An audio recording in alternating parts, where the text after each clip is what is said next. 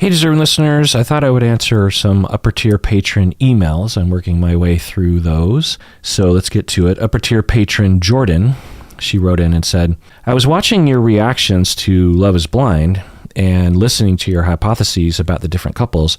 A couple of times you tentatively expressed that you were surprised about Colleen and Matt saying yes at the altar. As a person with an insecure attachment style myself, I could see all the indicators that they would indeed say yes. And they did say yes. It made me think that folks with secure attachment styles like yourself may have distortions as well. From my perspective, your assertions were vastly underestimating how even destructive conflict can foster intimacy. Can securely attached folks still be prone to cognitive distortions? End of email. Yeah, the short answer is absolutely. And I hope I never said otherwise. One, that. Two, I don't know anyone who is, in my conceptualization of attachment style, completely securely attached all the time.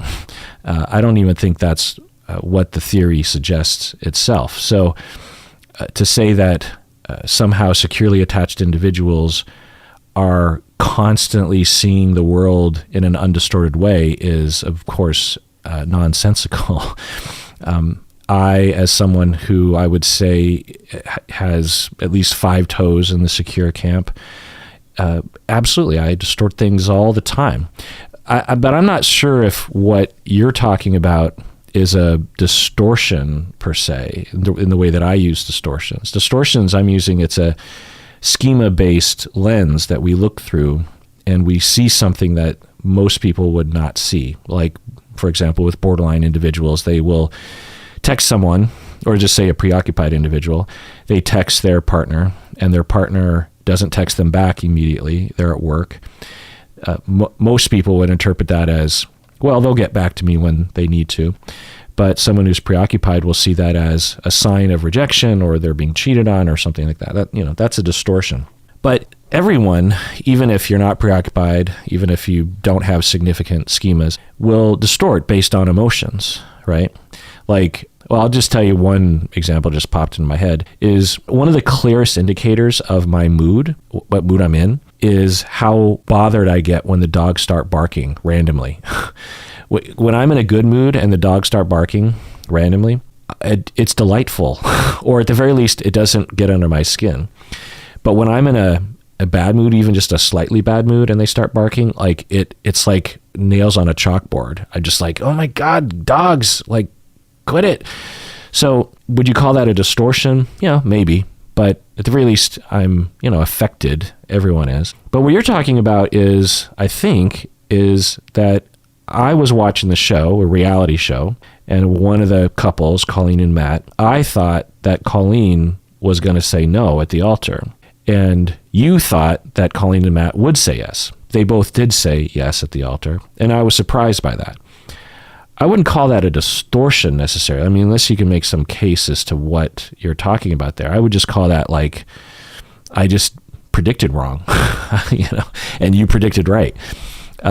So yeah. The other thing is that insecurely attached individuals, they're not distorting all the time. And I hope I haven't made that connection. I hope I haven't said that insecurely, people with more than 5 toes in the insecure camp, that they are the only ones, or they're prone to constant distortion. No, that's not it's mainly schema based, really, is what I mean, definitely attachment triggering is a part of it, but yeah, I hope that clears it up. All right, this next email is from upper tier patron Raymond from the Netherlands. He says, hey, Dr. Honda, I just wanted to inform you about the pineapple on pizza thing. Here in the Netherlands, Pizza Hawaii existed at least since the 90s when I grew up. It was actually my favorite pizza.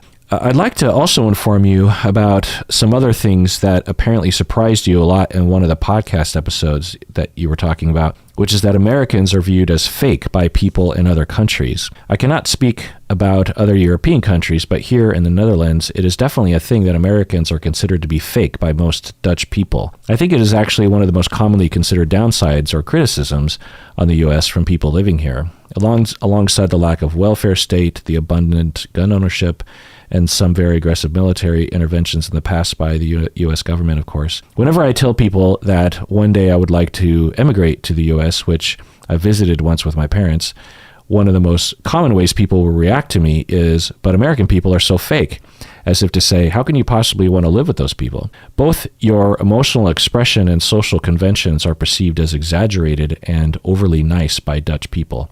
End of email. Yeah, I've heard that before by various different European peoples and by Asian countries as well. I've heard it from Chinese people that Americans are that way. And yeah, I could see that.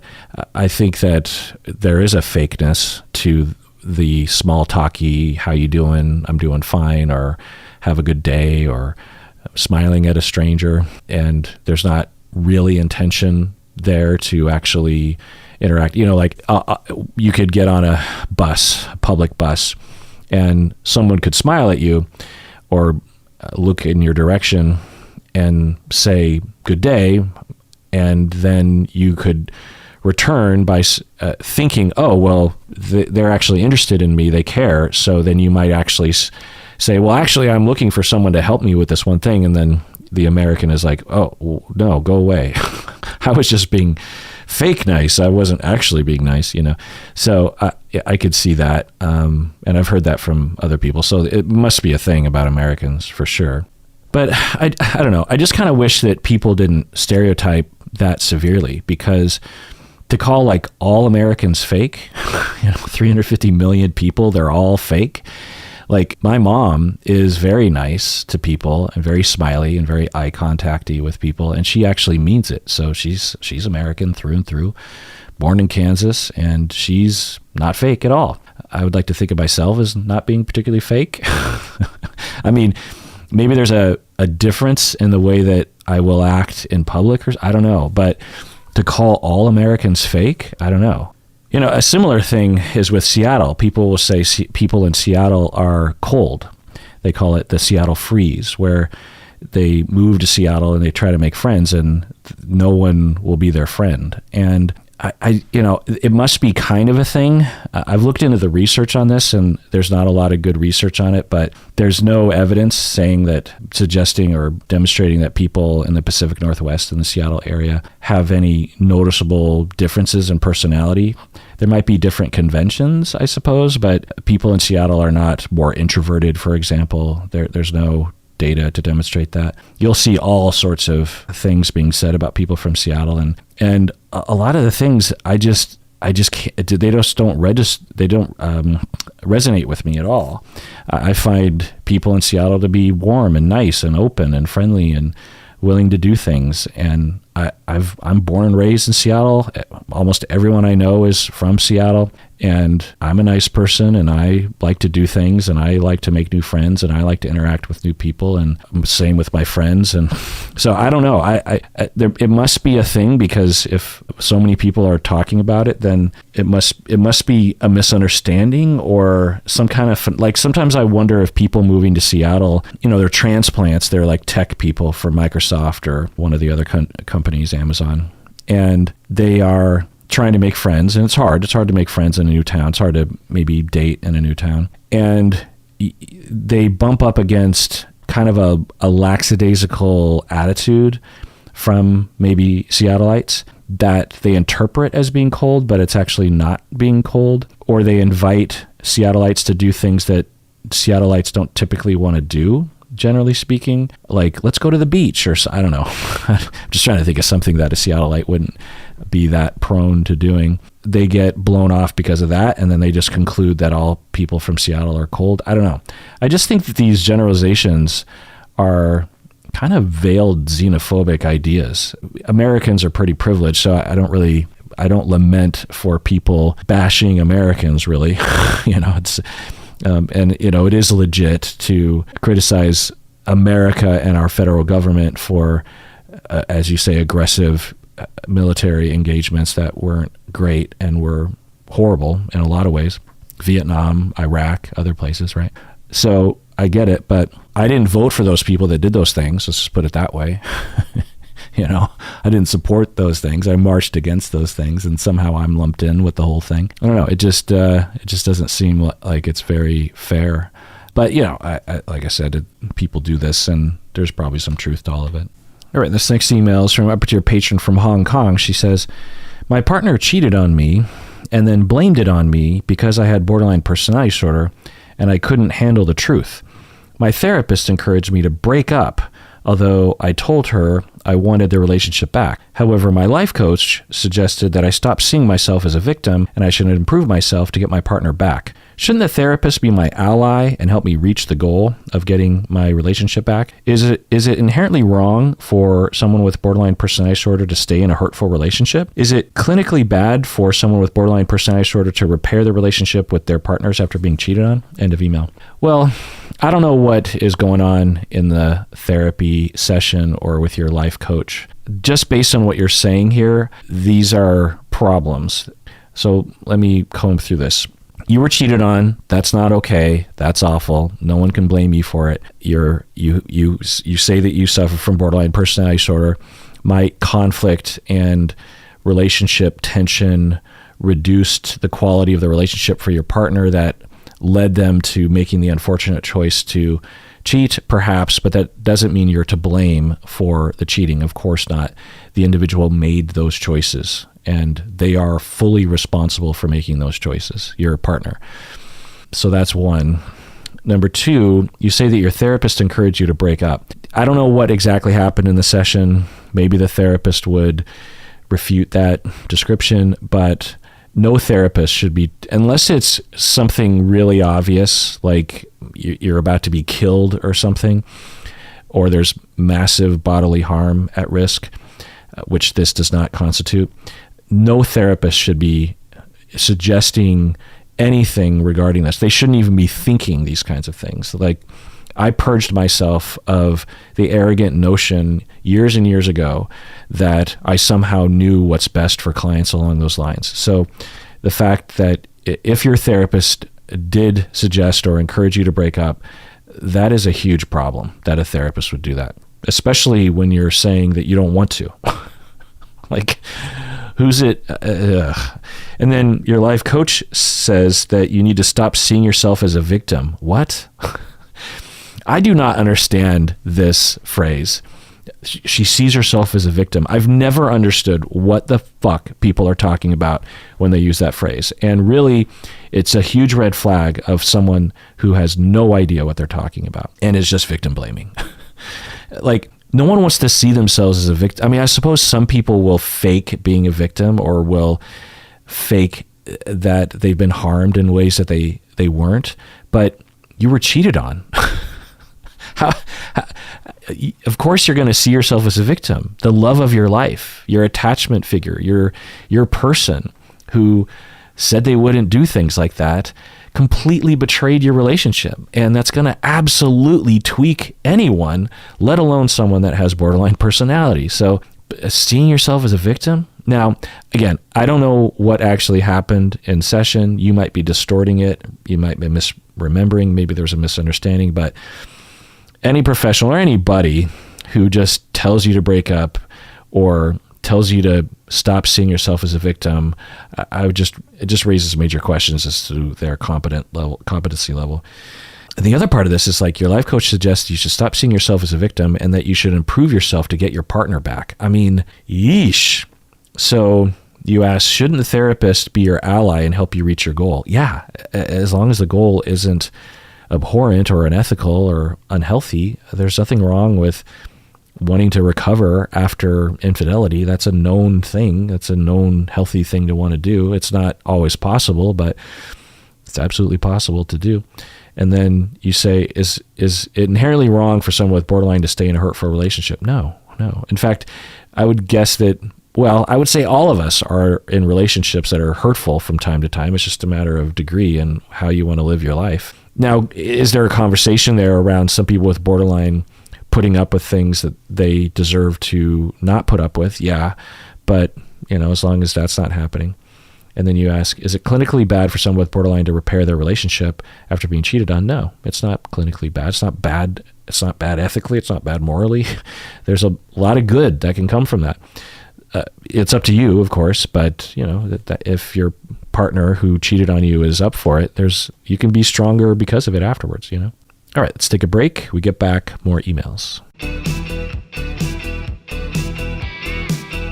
All right, we're back from the break. This is another email from upper tier patron Raymond from the Netherlands. I won't read his email because it was long, but I did read it, Raymond, and you said a lot of nice things, and I feel very warm inside from all the nice things that you said. All right, this next email is from anonymous upper tier patron. She says, my therapist says that I have complex PTSD resulting from sexual abuse from my master's thesis advisor during graduate school in electrical engineering. I stayed to finish my master's degree because I had a national foundation money that was awarded to me, so I felt trapped. You usually talk about complex PTSD from childhood trauma. Can you elaborate more on complex PTSD from adult trauma, from young adult trauma? End of email. Yeah, well, at some point I'm going to do a deep dive on complex PTSD. Half the reason why I want to do is because I want to get into the literature, because I feel like the literature is kind of all over the place, and especially the online discussion and also the lay person's discussion about complex PTSD. I'm glad that people know about it, but there just seemed to be a lot of misunderstanding around it. And so to answer your question, yeah, I absolutely do usually refer to complex trauma referring to early childhood abuse. But absolutely, adults can experience complex trauma. Anyone of any age can experience complex trauma and thus develop complex PTSD.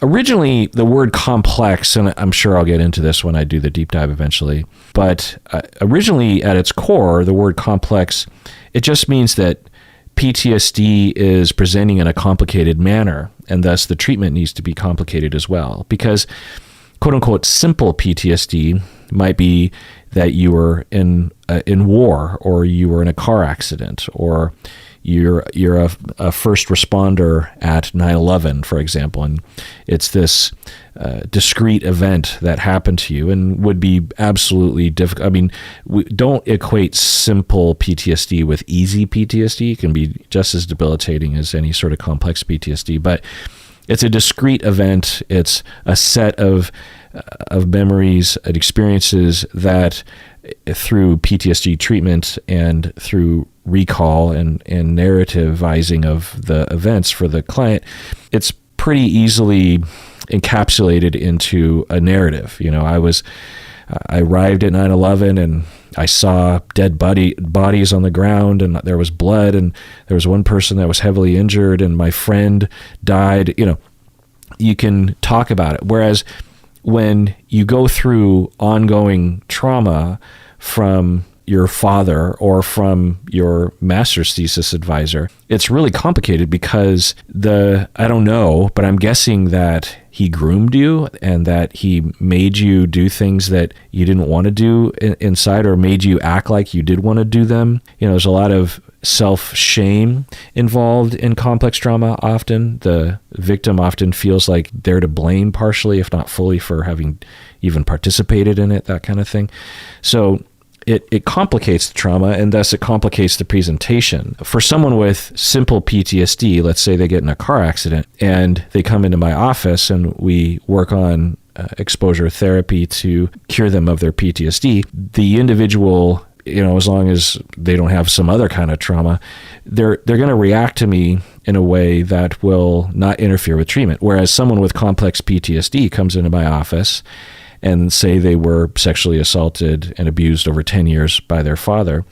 Well, through transference, they're going to start to be suspicious and afraid of me, maybe even try to seduce me because of some complex around that. That's not very common, but you know what I mean? There's a lot of different reactivity from individuals with this complex trauma, and thus they present in therapy in a very complex way. And, you know, I could start working on the PTSD, but they might actually be really triggered by something that I said or the way that I looked or something.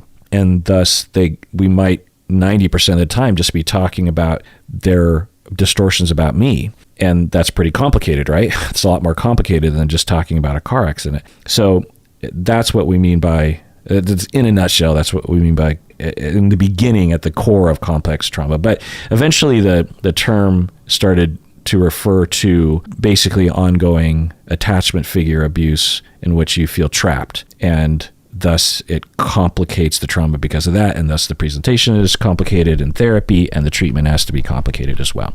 But you absolutely went through complicated trauma, right? You were traumatized by someone who was supposed to protect you. You were traumatized by someone who was in authority over you over 3 years, right? They were in control of your life for 3 years. You were traumatized in a particular way.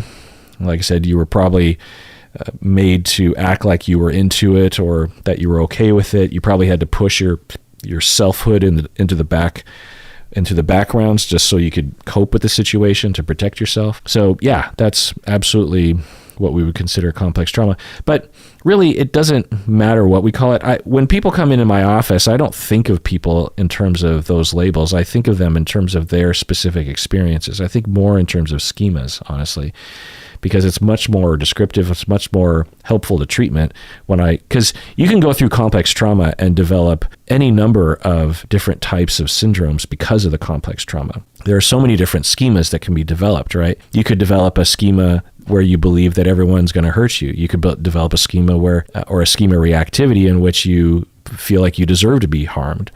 You could develop a schema where you feel like you have to take care of people, or that you don't matter in life, or that people are going to abandon you. There's a lot of different flavors to this. So just knowing complex trauma, or even a semi-diagnosis of complicated PTSD, complex PTSD, it's not super helpful. I need to know ground level what the specific manifestation of the trauma is to that individual, right? So I don't really care what label we put to it. You go on to say in your email, can you also talk about how women in a mostly male field are not respected? Not only did he abuse me, but he also made it feel like I was only valued for my looks and not my intellect. It has affected me at later jobs, especially since I have always been the only female in my department. I am continually struggling with my abilities and confidence in the workplace. End of email. Yeah, this is atrocious. It's a well-known, studied fact of certain fields like electrical engineering, for example, which is what you're in. And yeah, we live in a misogynist society, and whenever you have a group of men who don't have to face their misogyny and their sexism, then the sexism will run rampant, and they will encourage each other. And yeah, it's awful. It's just so idiotic too. And I'm so sorry you're going through that. And this is part of the complicated nature of the trauma, right? You were traumatized in a way that, although at your core, you know that you're a good person and you know that you're smart and you know you're worthy, but you were treated in a way that is very complicated. You were treated, it might not have been explicitly said to you, but you were treated in a way that demonstrated that you don't matter and that you're not smart and you're not competent in electrical engineering, and your only worth in life is how attractive you are to men and what use you can give them in terms of sexual satisfaction and gratification. That is even though at your core, you know that's not true, you've been treated like that for so long because you were trapped, that teaches you a lesson that makes you wonder if those messages are true, right? And so, I'm glad you're in therapy, and I'm just so sorry you're going through that. All right, this next email is from upper tier patron Daniel. He says, a man I dated and fell in love with broke up with me, then he came back, then he ghosted me, and then he tried to return again.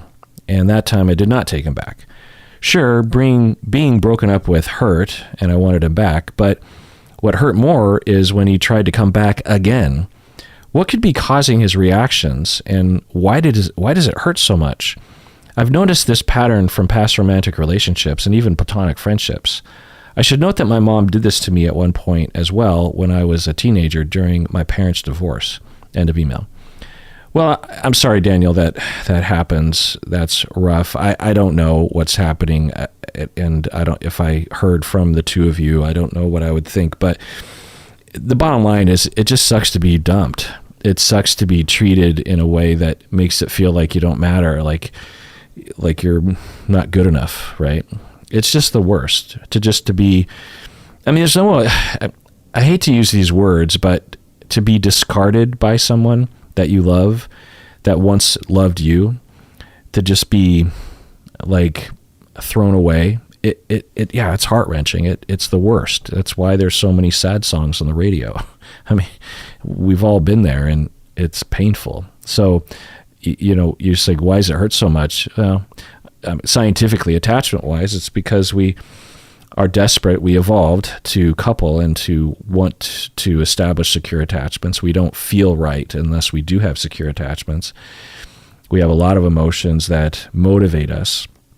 The one way to look at it is that when you have a 3-year-old child and they are separated from their parents, let's just talk about 200,000 years ago in the African Pleistocene savanna, and the 3-year-old child somehow gets separated from their parents, the 3-year-old human, and the child evolved initially to get upset, to scream, to yell out and say, where's mommy, where's daddy, and maybe to cry, to wail, to alert. So the parents nearby will run and get the kid, so the kid doesn't get eaten by a panther, which would happen back then, and still to this day to some extent. But so that the child doesn't need to be told to have that emotion, doesn't need to be told to cry, doesn't need to be told to wail.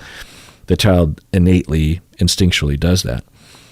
Then, if the parents don't show up, though, the thinking goes is that eventually the strategy emotionally is that the child's better strategy at that point is to shut down and wait for their parents to find them. Because if they run around screaming, then predators will find them and eat them. So there's that trade-off, right? In the beginning, what we as humans do when we lose someone close to us is to yell and scream and fight, to try to get that attachment back. And in relationships, we do this by trying to convince them, no, don't break up with me. We need to, I'll change, or you're not looking at it correctly, or that was just a bad patch. We'll do better, and we'll go to couples therapy. Okay, that's that first phase. That's the wailing, fighting phase. The second phase is depression, is sadness and shutting down. The idea goes is that, and pain, right, and just demoralization, no motivation, no optimism. And the theory is, the hypothesis, John Bowlby and others put forth, that children evolved and humans evolved this mechanism that in the beginning, when we lose our attachment figures, when we're just, hunting and gathering on the African savanna 200,000 years ago, if we just lost our attachment figures, they're probably nearby. So we should wail and scream because they probably hear us and come to us. But if it's been a while and we've already wailed and screamed, they're probably not within earshot. And thus, it's a trade-off. We could continue to scream and wail, because what if they're still looking for us? But it's actually more advantageous to shut down, because the likelihood of being eaten by a predator goes up the longer we are away from our kin, and also there's probably a good chance that our kin isn't around to even hear us anyway. So the strategy is to shut down. Depression, no motivation, don't move, just get under a bush and wait, and then hopefully eventually someone will find you. And so we go through these emotions when we get dumped, right? We bargain, we get upset, we try to fight, and then eventually we get demoralized and it hurts and no motivation. What's the point in living? What's the point in dating anymore? It's a normal reaction that we have. It's the same that we have to loss, like a divorce or a death or the loss of a job or loss of an ability. If you suddenly lose the ability to walk or something, you go through similar kinds of emotions. And it hurts. It's normal. So that's a short answer as to why it hurts so much. It's human to hurt. And then you said that, what's causing his reactions? Why did he break up with you and then come back and then ghost you and then try to return? I don't know. I mean, there's a billion answers to that. And even if I had a lot of data, I might still not know why. Dating and romantic love, it's fucking weird. I mean, how do you explain it? And when we're in it, like me and my wife, we have a good relationship, and I don't walk around questioning things because because everything's fine. We tend to ask questions when we get dumped. We also don't tend to ask questions when we dump other people. We're like, well, I know why I dumped him because da-da-da. But when we get dumped, that's when all the questions start coming up. But we don't know the answer to any of the questions. We don't, like, why has my wife not dumped me? I don't know she might have an answer to that, but it'd be very amorphous and very metaphorical in terms of the answer. There's no concrete answer to that question. So there's no concrete answer as to why he's doing this and why he's dumping you and why he's ghosting you. Like, it's just hard to know. I mean, maybe he's a selfish bastard, or just maybe he's confused. I don't know. There's just a million different reasons as to why that would be. Then you also say basically that this is a pattern from past romantic relationships and also platonic relationships. You're wondering why that is. Well, hard to know. Sometimes it could just be the sort of people you hang out with, the age group, right? Like, I don't know how old you are, Daniel, but if you were 18, I would say, well, you're 18, and if you're hanging out with other 18-year-olds, this kind of par for the course. Not always, but there's not a lot of stability in dating at 18. But if you were older, then maybe I'd say something different. I don't know. But it's possible that if it's a pattern, that there are two avenues in therapy you want to look down. One is am I picking people to try to recreate a past relationship? Am I sniffing out that individual that will do this to me subconsciously because I'm trying to recreate a past relationship that kind of looked like this? So that's one question you want to explore. The second is, am I doing something in the relationship once we're in a relationship that is subconsciously actually encouraging this recreation to happen anyway? Because if you see something happening over and over again in your relationships, then the common denominator is you. Now, you could just have bad luck, like I said. It could have nothing to do with your personality and your traumas.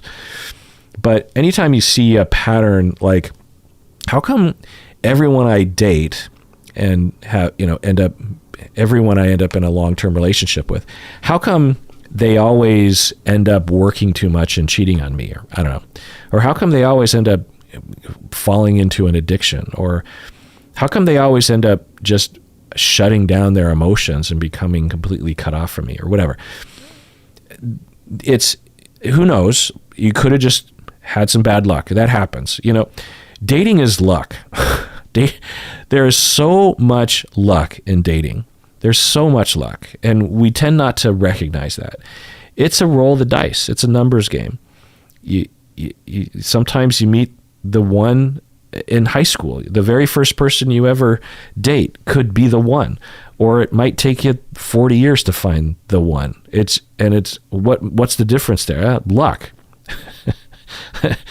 Sometimes it's that, but sometimes it's also you. It's them as well, because it's not like you're completely to blame for what they did, but you might be, like I said, either sniffing them out to begin with and or coaxing them subconsciously through projective identification to adhere to your recreation of past trauma. All right, let's take a break. We'll get back. More emails. Let's do this. All right, we're back from the break. Let's do an OPP. These people became patrons all the way back in 2020. We have Anna from Calgary, Alberta. We have Alexandra from God knows where. We have upper tier patron Heather from Newton, Massachusetts. We have Jessica from God knows where. Nelena from Anchorage, Alaska. We have upper tier patron Compiet. We have Sina from Denmark, I believe. Annual patron Sina. We have Siren from upper tier patron Siren from Ireland. Yeah, Ireland. IE is Ireland.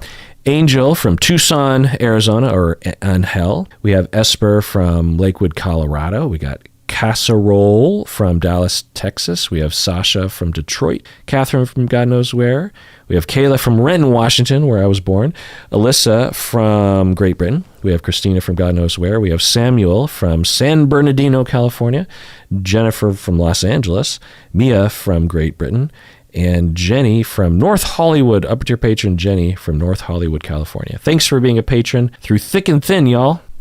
All right, this next email is from highest tier patron, anonymous from Beirut. She says, I just wanted to write in and say how much I enjoyed you and Rebecca covering Reddit posts. Will you consider covering more in the future? For example, I have this Reddit post I'd like you to look at. I don't know if you would cover this, but the post above was devastating to read, and I cannot imagine the impact this client and her boyfriend will continue to face because of the therapist's actions. If you're interested, I'd love to hear your take on this. End of email. Yeah, so I'm going to read excerpts from the Reddit post here. So TLDR, meaning, and a 26 female. So this is a post by a 26-year-old female. And the boyfriend is a 28-year-old male, and the therapist is a 37-year-old female. So my 26-year-old female boyfriend, 28-year-old male, had an affair with my therapist, 37-year-old female. So my boyfriend had an affair with my therapist because she pressured him and badmouthed me, and I don't know what to do now. My therapist has been very helpful in helping me better reflect on my emotions and better articulate my needs. After a while, I noticed that my therapist was acting increasingly strange, whereas before she was very neutral and asked more pointed questions that allowed me to reflect on my behavior in relation to my relationship patterns and my behavior, whereas now she increasingly began to badmouth my relationship with my boyfriend and blame me for my relationship problems. Yesterday, my boyfriend suddenly had tears in his eyes, and then he confessed to me that he was having an affair with my therapist. He cried the whole time and reassured me that he regrets it and doesn't want to lose me. In his words, my therapist put so much pressure on him that he didn't know what to do and couldn't say no. I guess it started when she invited him to a one-on-one session. That's when the affair began. That was months ago, and since then, they have been meeting secretly ever since. Dear people on Reddit, how do I deal with this situation? Okay, and then there's an update here. Hello, everybody. Regarding my therapist, I have reported her, and I am in the process of suing for damages. Hopefully, she won't have anything left after I'm done with her. End of Reddit post. So we can't know if this post is accurate or not. People make up stories on Reddit all the time. But if it is accurate, and I don't have any reason to believe it's not accurate, is for me, so if we take it as at face value, yeah, that's awful. I've heard stuff like this happening before. It is atrocious. It's rare, but it does happen. Sounds like, she was going to a therapist for a long time. Things were going well, which is good. Then the two of them, the client and the therapist, bring in her boyfriend to therapy, maybe as a one-off session. And for whatever reason, the boyfriend and the therapists hit it off. The therapist, I guess the way the boyfriend describes it is the therapist manipulated him. It's hard to know what that would look like. It's very possible the therapist was in a position of power. Therapist could have used a lot of techniques to trick him or to convince him or something. I don't know. It's hard to know. He also could have been participating, as a 50-50. But the way he describes it, it sounds pretty awful, right? That he's crying and he's saying, I regret it, and that the therapist put a lot of pressure on him and he didn't know what to do and he couldn't say no. I don't know. It's just a lot of questions. It could be anywhere from a psychopathic therapist who knows exactly how to manipulate people and used her position of power to do so. It certainly could be along those lines. Or it could have been more of a 50-50 thing, and or he pressured her. I mean, it's just no way to know. But either way, it's great that the poster on Reddit reported her, because this is a huge sign of a problem. When therapists do stuff like this, it doesn't usually happen in isolation. This usually is the tip of the iceberg in terms of all the problems that the therapist has committed. It's usually not the first time or only time that they have done something like this. And yeah, they absolutely need to be reported 100%.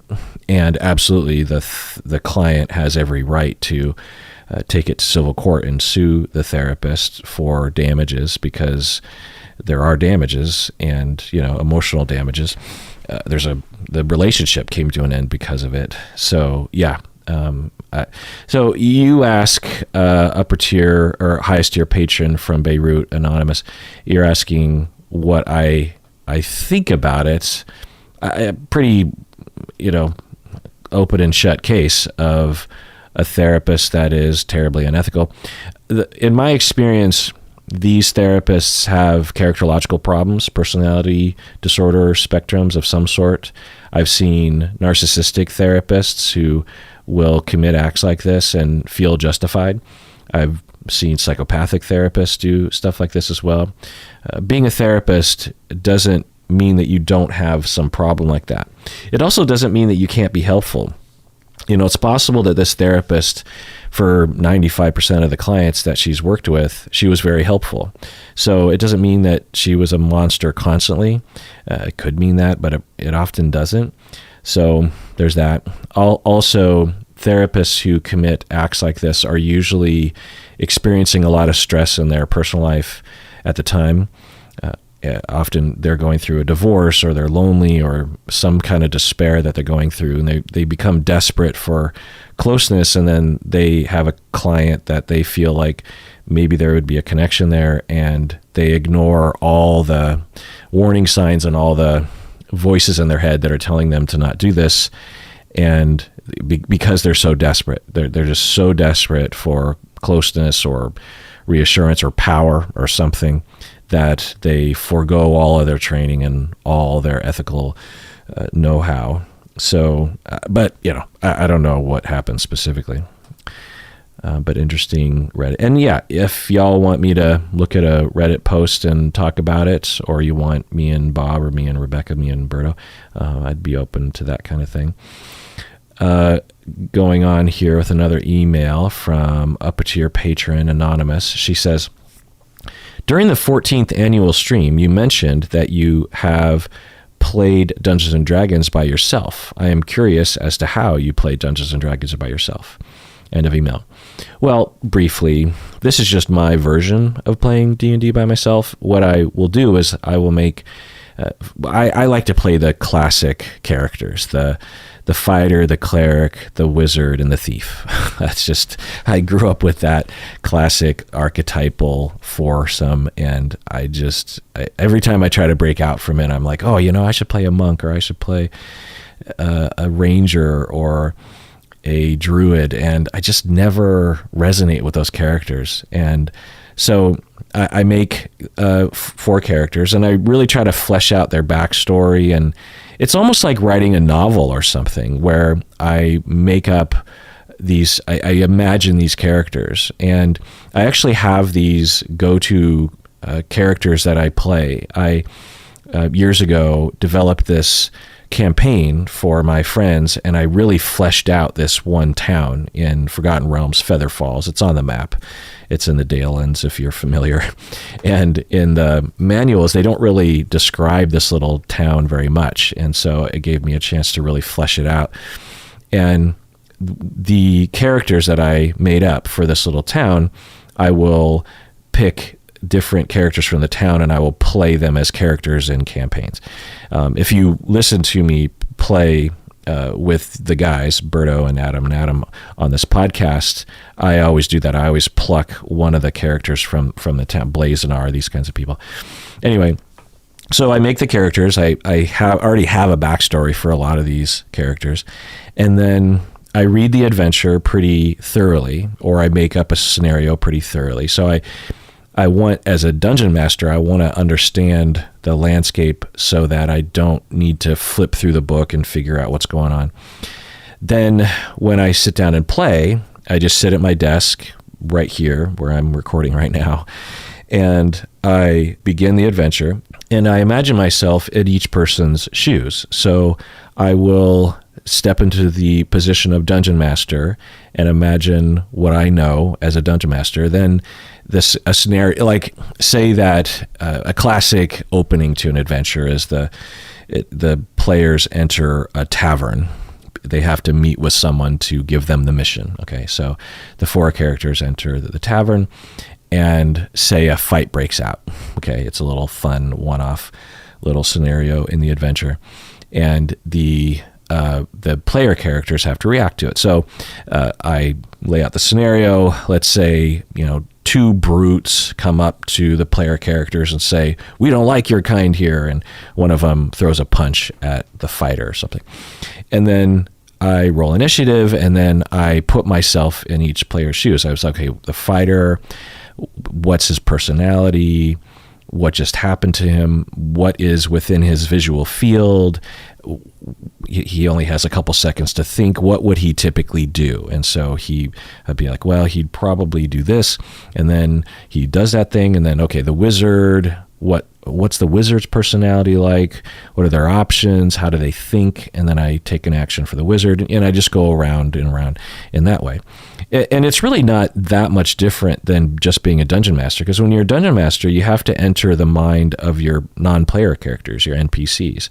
That when the two brutes walk up, if I did have 4 actual human beings I was playing Dungeons and Dragons with, I have to, as a dungeon master, enter into the mindset of the brute, right? And I have to think like the brute, and I have to only know what the brute would know.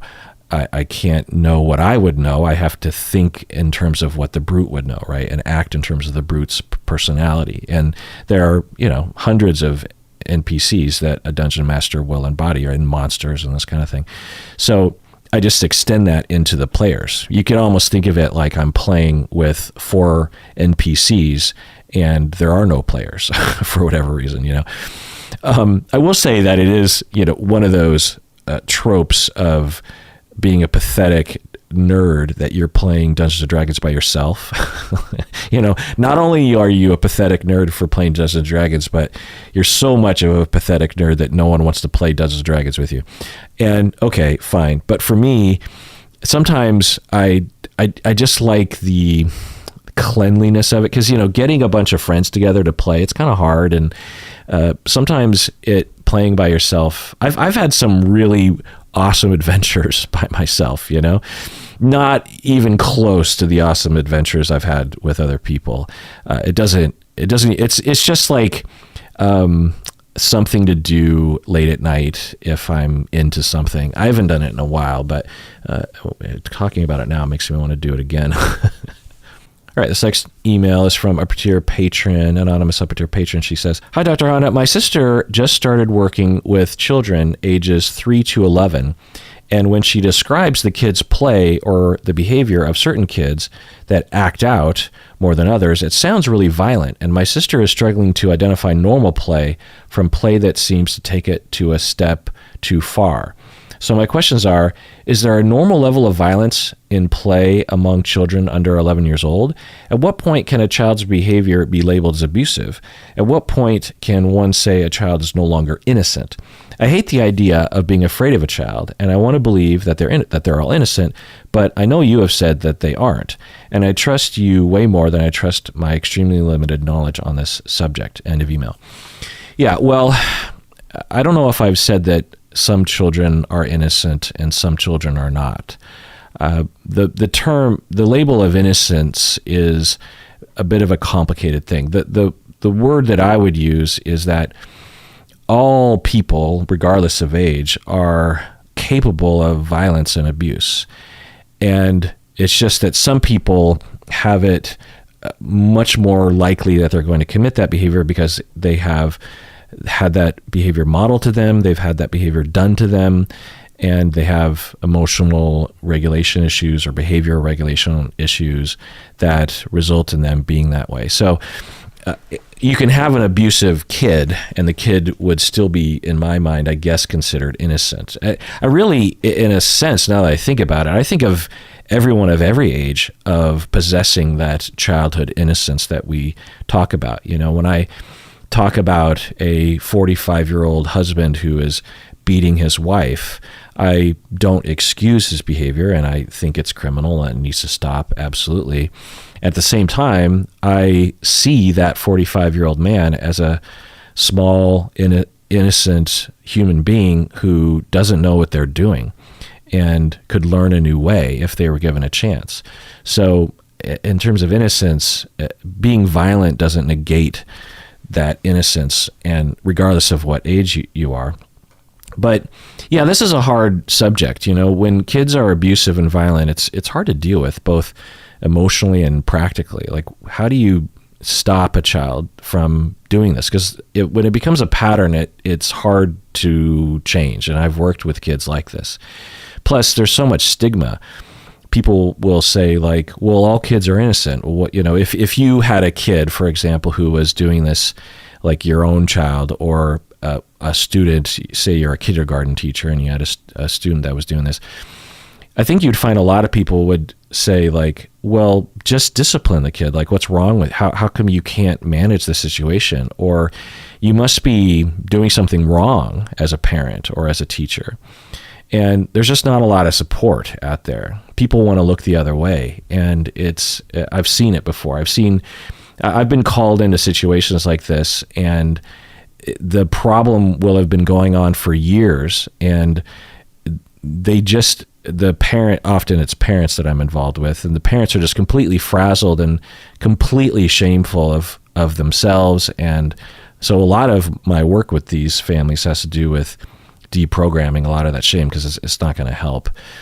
But to get into specifics, and I could talk for a long time about this, and of course we'd have to see demonstrations and look at case examples. But generally speaking, when we're talking, your question is, what's a normal level of violence for kids under 11 years old?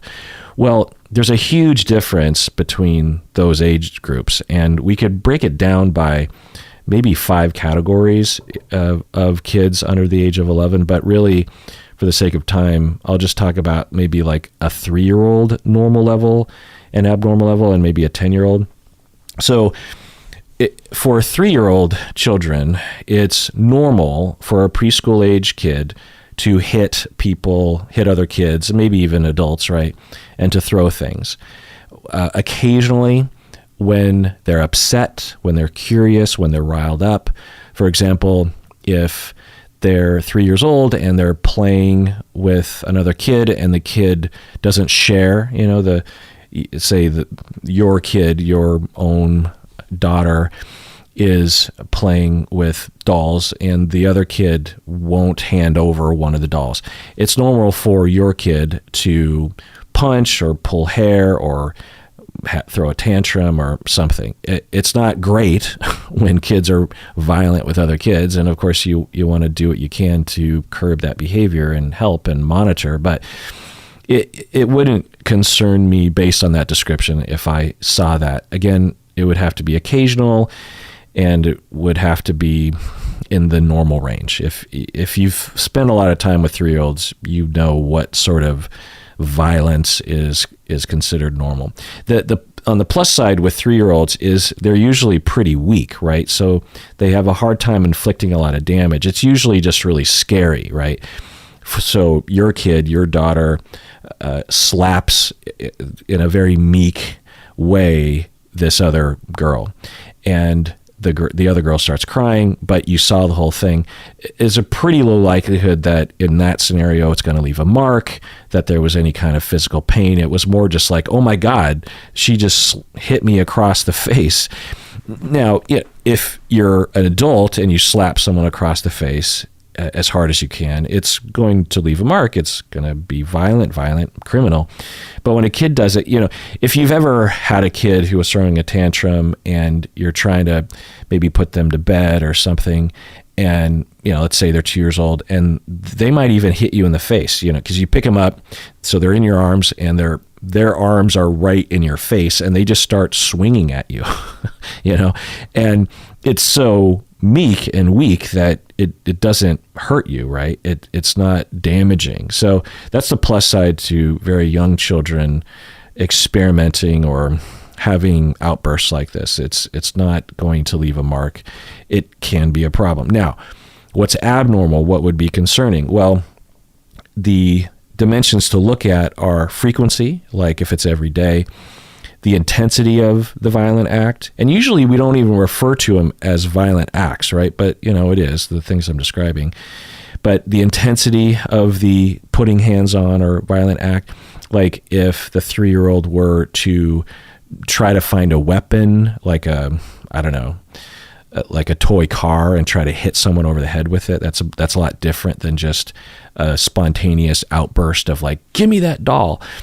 If the child was premeditating the violence, like you saw the kid, your daughter gets the doll taken away and is upset, and you see your daughter stand up, go over, get the car, and walk back and hit the other girl, or try to hit the other girl across it. That's premeditation. That's not really an outburst of behavior. It's kind of a policy of the kid, like, okay, I am now going to commit violence. Because the violence I was talking about earlier, it's outbursts, it's spontaneous, it's just a sudden reactivity of give me the doll, right? That's could be concerning, but it's a lot more concerning if the kid in a somewhat calm manner decides, yes, I am now going to commit violence on this other kid. That raises red flags of a problem.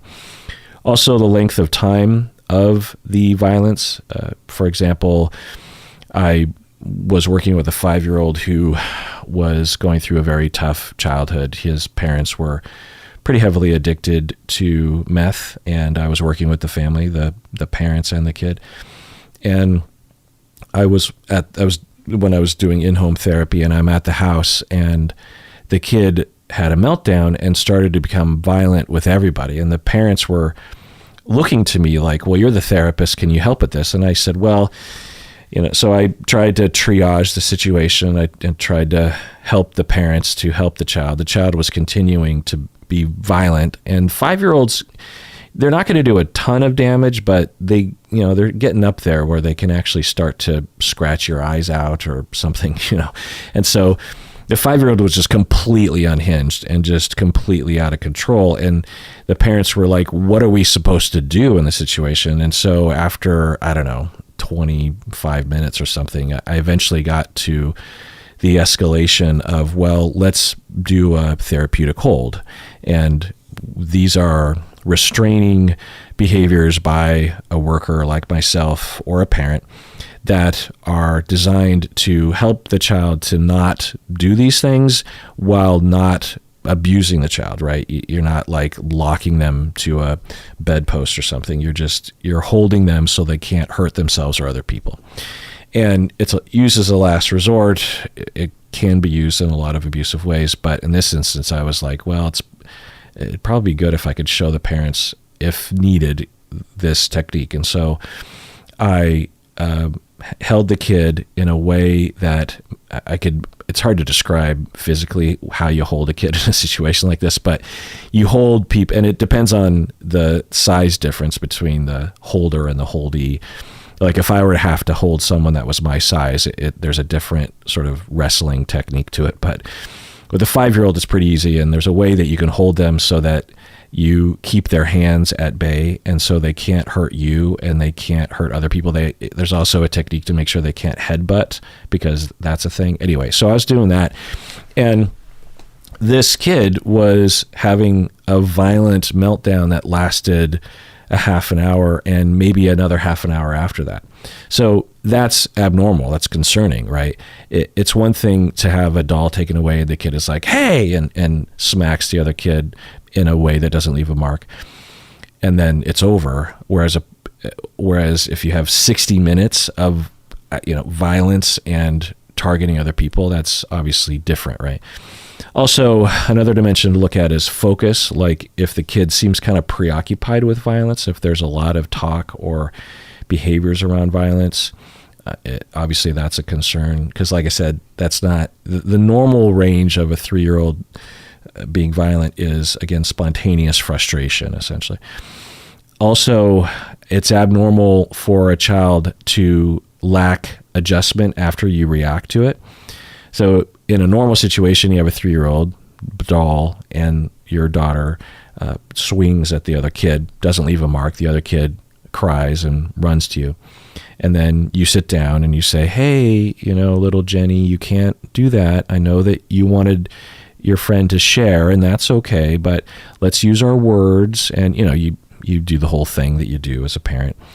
And then in a normal situation, at least for a time, maybe the next half an hour, even when a frustration occurs again for your daughter, she's not going to be violent because she will have retained some of the messaging from you around she can't do that and that there are other things that she could do.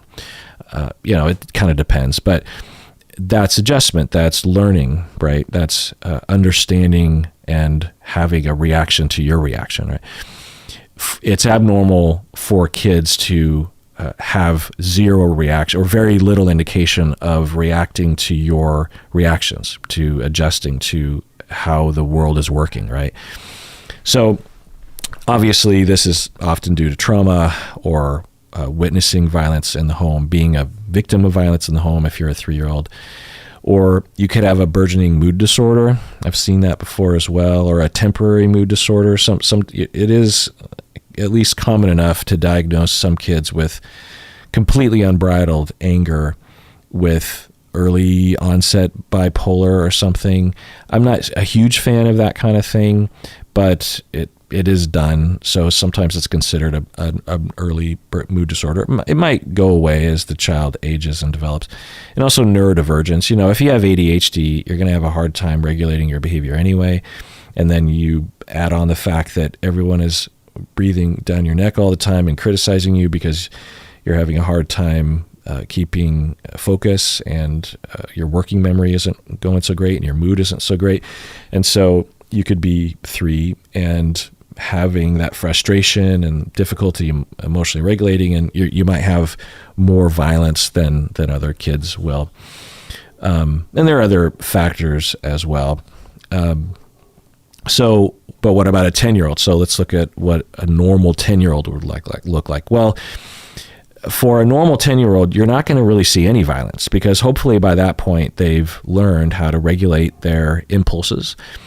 And maybe sometimes there's a little bit of a concern there, like they might ball up their fists, or they might, I don't know, throw a book down when they're frustrated, but hopefully they don't actually take violent action on other kids. But where it usually starts to emerge is within roughhousing, right? So you might be playing a game, kids could be playing a game, or you could be playing a game with the 10-year-old, and the 10-year-old could take it too far or get too frustrated and lose their focus on not doing this sort of thing, and then they lash out and hit or whatever. So within normal 10-year-old behavior, so see that I said with 3-year-olds, it's actually normal for them to be very occasionally lightly violent. But with a 10-year-old, it's not normal for them to be occasionally violent with other people, because hopefully, like I said, they've learned. So an abnormal situation for a 10-year-old are, again, frequency, intensity, length of time, focus, lack of adjustment to reaction from other people. And by this age, you might have kids who are particularly dysregulated. Again, lots of modeling of violence in their life. They might be, for whatever reason, really preoccupied with violence and intimidating other people. They might have been rewarded for intimidating other people. They might feel like their only recourse is to intimidate others. They might have been bullied a lot, right? So that's just a general rundown. And it's really, you have to see it, and you have to get a full assessment. And that's what I would do when I would work with kids like this. I would just want to hear from everyone what the scenario looks like, what are the antecedents, what are the precursors to the outburst. Let's get a medical write-up. There's just a lot of different things that you have to look at, psychiatry, medications, diet, sleep. There's so many different things that you have to look at when a kid is doing something like this. But you also ask, at what point is it abusive? Well, the word abuse it's not a concrete line in the sand. The scenarios that I laid out, like you have a 3-year-old that hits the kid because of the doll not sharing, on the surface you could say that's abusive, right? But would we necessarily use that label in that situation? I don't know. I think that society tends to look at abuse as this really black and white thing, like that guy is abusive and I'm not abusive.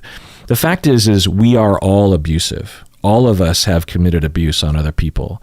All of us have willfully and purposely tried to cause suffering in other people, whether we framed it that way or not. If you've ever raised your voice toward your partner, if you've ever called your partner a name or criticized them in the middle of a fight in a very pointed, unfair way, that's abuse. It's verbal abuse, emotional abuse. Some of you might absolutely be able to identify physical abuse that you've committed in your life towards your kids, towards your partners, towards family members, whatever. So all of us are abusive. It's not a dichotomy. It's just a matter of degree, right? So the definition that I use for abuse is, like I said, is it willful? Is it purposeful? Does it have the intent of causing suffering in other people? And is it generally unjustified? So that's what I use as my definition. I don't really see that definition being used in the literature that much, but that's what I use. So can a kid, a 10-year-old, be unjustifiably willful and purposeful and in trying to cause suffering in other people? Yeah, kids do that a lot. So it's just a matter of degree. But your question, anonymous upper tier patron, is sort of like, you say that you have a sister that's working with kids 3 to 11, and you hear about behavior from the kids that sound abusive and sound violent and sound abnormal. And it sounds like your sister, you say, my sister is struggling to identify normal play from taking it too far. And I don't know what sort of capacity your sister is working in, but hopefully your sister has a clinician or an expert that they can rely on in those situations, because, it's important to be able to delineate and also know how to react. And then at the end of the email, you concluded with the following. You said, unrelated, I found your YouTube channel and Patreon when you started following the Depp v. Heard trial, and I think I've listened to one of your podcasts or watched one of your videos every day since. Your clinical experience is so vast, and I deeply appreciate the massive amount of educational content that you have, and you put a lot of it on the internet for free. Just chiming in here. So normally I wouldn't read a nice part of the email. I read it, but I don't read it on the air. But I've already started reading it, so let's continue. You are one of the only therapists I've ever watched or met that understands and applies feminist, anti-oppressive values and scholarship to their overall therapeutic approach. Let me reread this sentence. You are one of the only therapists I've ever watched or met that understands and applies feminist, anti-oppressive values and scholarship to their overall therapeutic approach. It's what's most missing for me when I read psychology literature and psychoeducation. Just chiming in here. Well, I do not consider myself unique in this way. My colleagues at the university, and certainly a lot of colleagues in other areas as well, absolutely are integrating feminist and anti-oppressive values in their scholarship and their therapeutic approach, much more so than I do. So I'm probably, maybe I'm a little rare on the internet or on YouTube or something, but I'm certainly not rare in our field, at least in my circle going on here. Anywho, you are amazing, and the haters need therapy. So this email must have come around the time of the trial. Yeah, the haters need therapy. Watching you and listening to you, Bob, Umberto, and guests prompted me to get back to therapy and really dig deep this time in therapy. Y'all helped me get here internally, and I'm so grateful. Thank you so much for being you. Well, that's great. Anonymous upper tier patron. Truly, one of the best things that I'll ever hear from y'all is that you're inspired to begin or re-engage in therapy and go deep, as you say this time, to really take care of yourself, to really investigate things, to take those risks in therapy and really look at yourself. And like the next time your therapist bothers you, actually taking the risk and telling your therapist that you were bothered, giving your therapist a chance to rise to the occasion, and so that you can benefit from learning a new behavior and having a corrective experience where your therapist actually apologizes and take responsibility. So that is, it just warms my heart and inspires me so greatly to hear that you're doing that. And so thank you for that. And everyone out there, please take care of yourself, truly, because you deserve it. You really, really do.